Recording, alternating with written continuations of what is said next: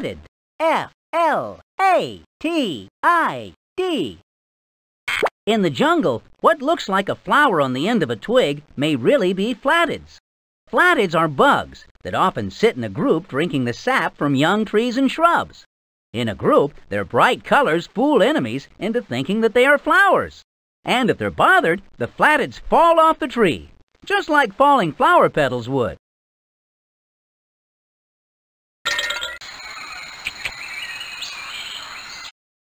Cola nut. C-O-L-A-N-U-T. It is amazing that this nut, with its bitter taste, ever became useful. But if the nut is prepared in a special way, it can be used in cola drinks and in some medicines. The cola nut grows inside a long, leathery pod that grows on the cola tree. While cola nut trees grow in the jungle, they can also be raised on farms called plantations. Most of the nuts used in cola drinks are grown on cola nut plantations.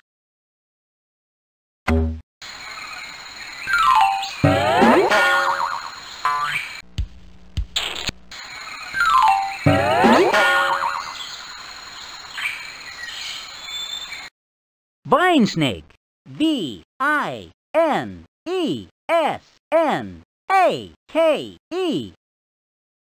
When wrapped around a tree branch, this snake looks like a harmless jungle vine. About as long as an adult's leg and no fatter than a finger, the vine snake may lie motionless in a tree for hours. Its eyes constantly watch for movement in the understory and canopy. When it spots a bird or lizard coming close, the vine snake quickly bites the animal with its poisoned fangs.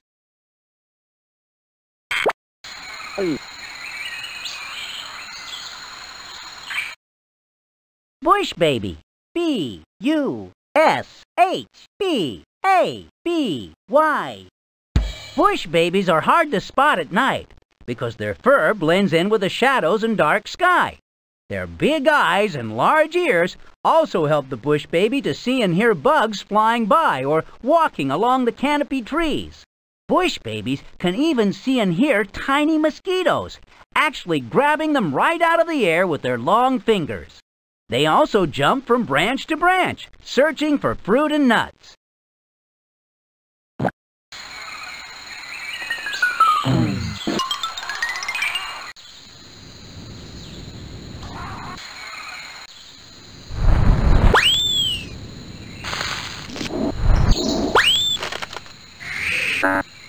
Hello there, kids.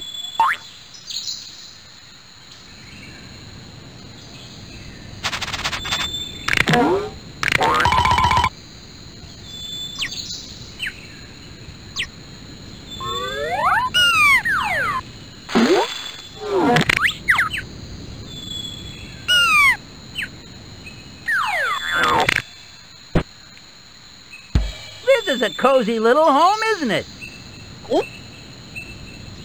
Eventually, Mom will leave and the hornbill chicks will seal up the nest again. I hope she doesn't forget anything on the way out. Boy, I could barely squeeze through that tiny opening.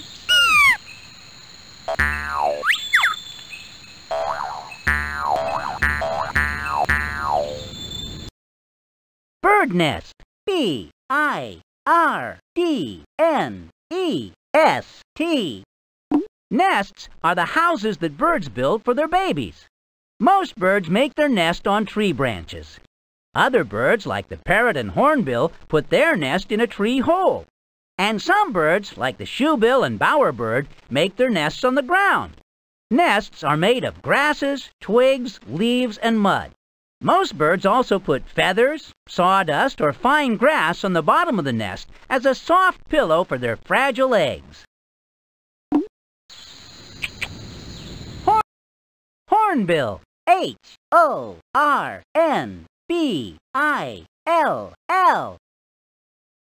The hornbill is a bird that makes a very odd nest.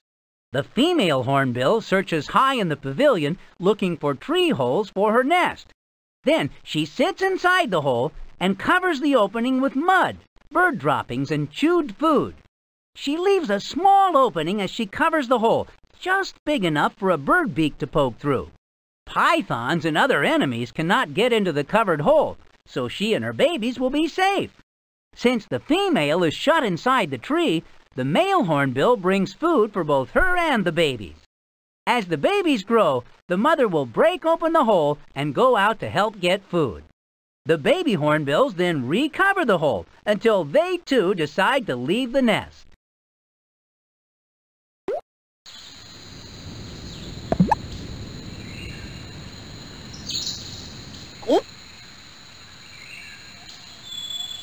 The male hornbill brings food to his family up to 40 times a day.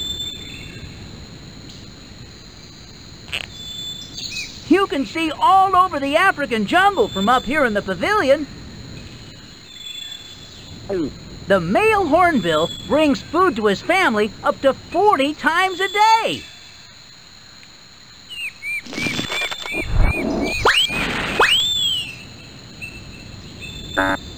Oh, there, kids.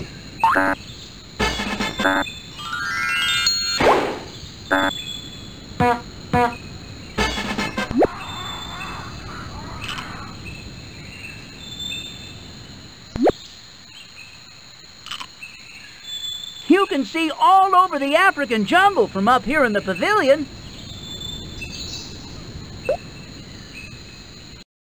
Kapok tree. K-A-P-O-K-T-R-E-E.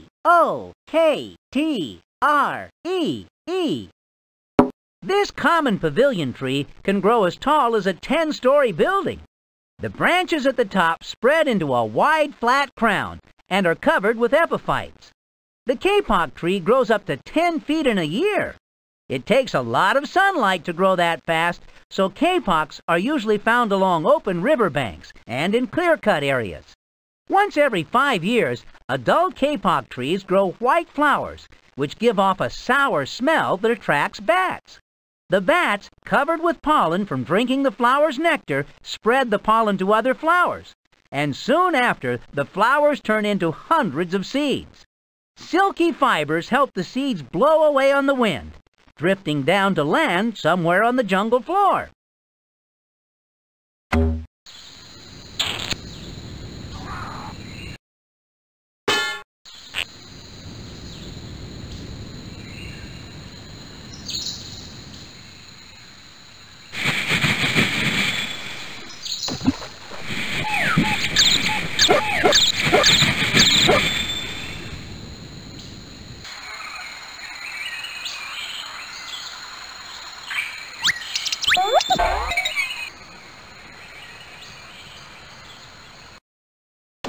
Wow! Look at the size of that frog! It's gigantic! That stork almost looks prehistoric. I wonder if there are any babies hiding under the lily trotter's wings. Some people call the royal antelope the king of hares, probably because of how far the antelope can jump. Pygmy hippopotamus. P-Y-G-M-Y-H-I-P-P-O-T-A-M-U-S. This small hippopotamus is about the size of a very large pig. Its small size makes it easier for the pygmy hippo to move around in the jungle. Pygmy hippos spend most of their day resting in the water or on the riverbank. When they go underwater, they can stay there for several minutes before coming up for air. Underwater, their ears have flaps that close shut. But even then, they can still hear. They can even hear sounds behind them, because their ears can turn to face the back.